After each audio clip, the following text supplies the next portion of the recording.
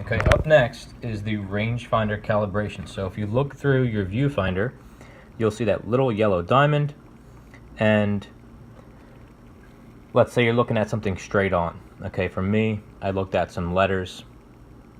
I looked at letters straight on the wall, and they were straight letters. And when I looked at it, my viewfinder for the yellow focusing area, the rangefinder part was above the actual letters. Okay, so it was misaligned.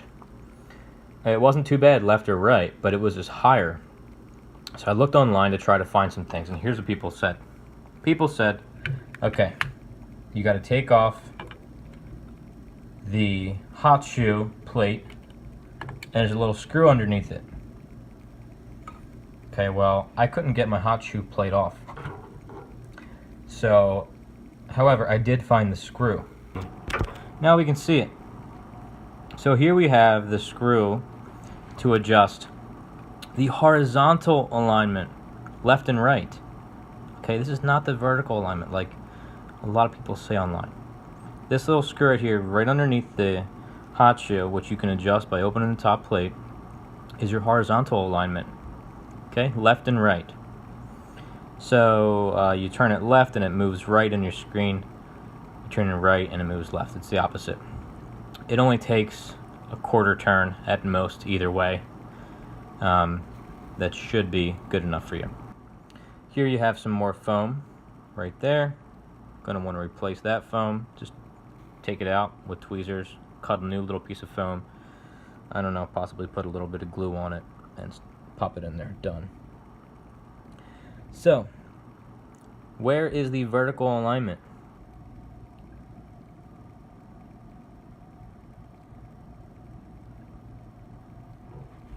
Okay, the actual vertical alignment, where is that? There's a screw. It's really tiny. I didn't even know it was a screw because you can't see it.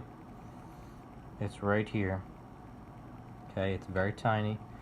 It's got a little bit of, I don't know, glue on it so it doesn't move. Stock. I had to get my smallest screwdriver. Super tiny and fine. Okay. And I had to go through the wires like this. Right here. And I had to screw it. Okay, and when making adjustments with that one, very minute adjustments, very small. For me, I guess it was half a quarter turn.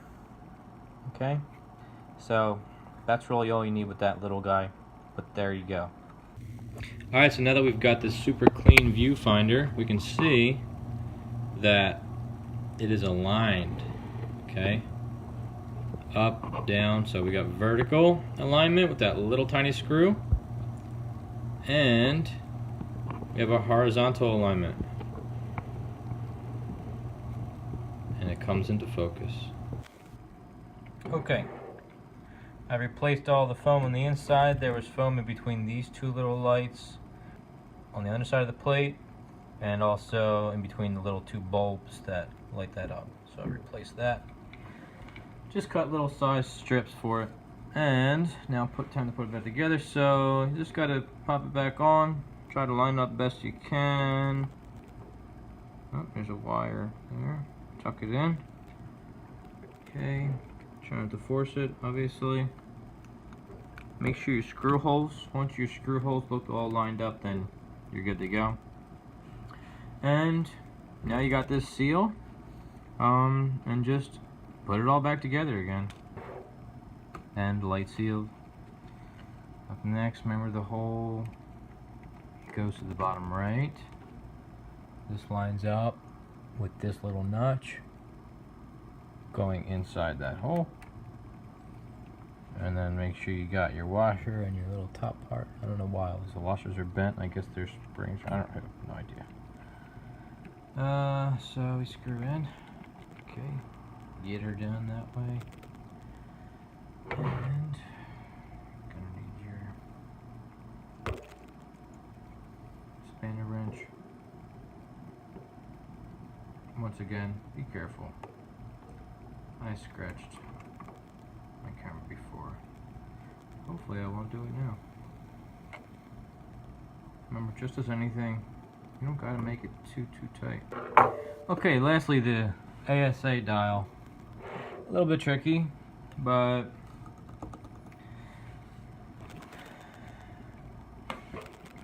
easy. So, you can just lay it on there.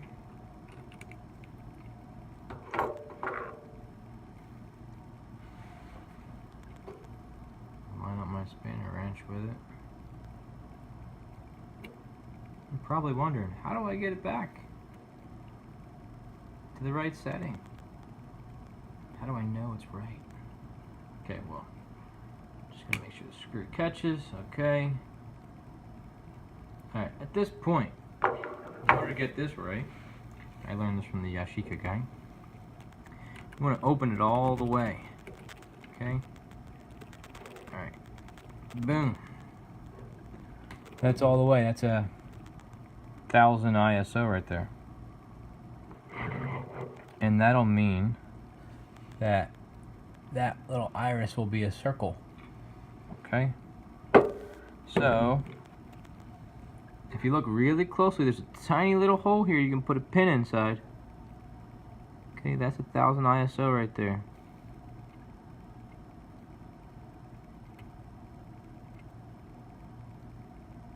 So I recommend putting 1000 back a little bit, because you're gonna turn this thing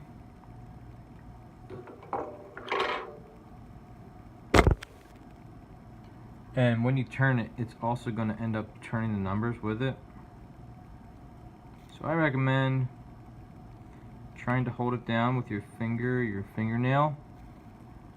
Okay, like this. Hold the numbers down and twist it.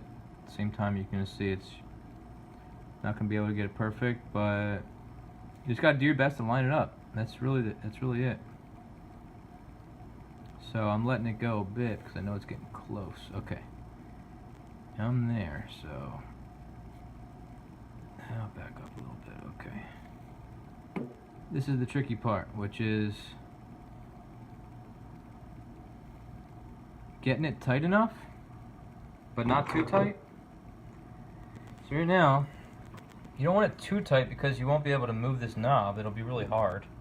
But you also want it tight enough so that the numbers aren't moving. So now, I can adjust this to whatever I want. And it's good enough for me.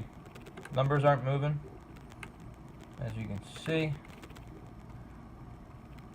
Boom. So this is good to go now. A couple other tips here.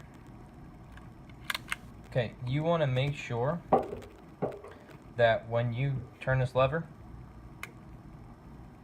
you hear that right there. Okay? You hear that?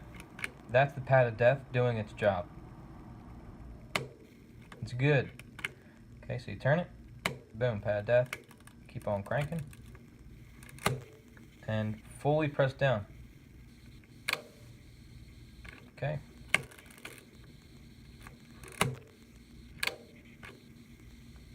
Thump, keep cranking, fully press down.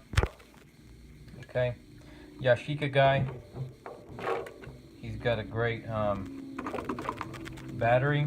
I recommend it. Follow his steps. I wouldn't really recommend anyone else's batteries. His is the best because, in my opinion, because once you have this little gadget, you can put any brand battery in there that's 6 volt, and you know you're good to go, and you have that thing for life. So definitely good to grab that.